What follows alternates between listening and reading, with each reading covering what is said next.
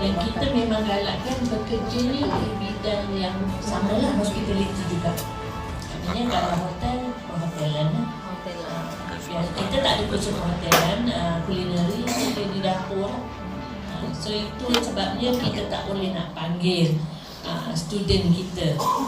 Dan kebiasaan hujung tahun juga pensyarah-pensyarah saya ni cukup jalan. Dah dirancang awal kan. Kita pernah menerima tetamu, hari ni Hari Raya Haji, besok tu tetamu nak datang.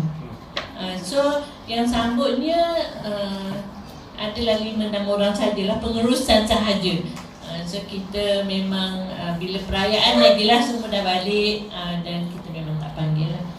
Okay. Jadi sekali lagi saya ucapkan terima kasih kerana memilih KV Artis Tapak ni. Kita panggil ringkasnya KVETS. Okay, kita panggil dia KVET kerana memilih KVET sebagai mungkin ni destinasi yang terakhir kot. Saya difahamkan tuan-tuan dan puan-puan sudah berada hampir sebulan di Malaysia, di Kuala Lumpur. Oh, 2 minggu. Okay. So kami agak berbeza lah dengan KB yang lain sebab di KVET ini hanya hospitality sahaja. Okay. Jadi bidangnya kalau hospitality yang dibuat di sini adalah kosmetologi. Dan seterusnya baru sampai ke college. Mungkin dia nak beritahu dengan saya lah, ya. Allah SWT ni nak kata ada 3 sekolah. Okay. Ada 3 sekolah yang istimewa lah di peringkat agenda pendidikan negara.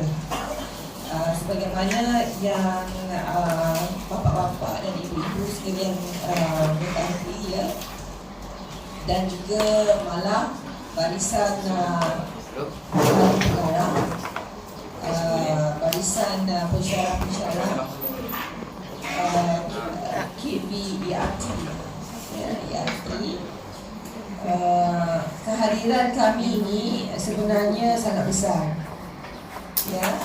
Untuk pengetahuan warga college, vocational artist apa kita pada pagi hari ini benar nama yang baru.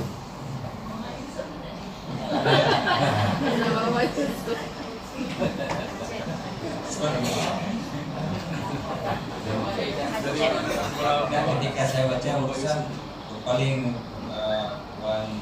berarti salah ya.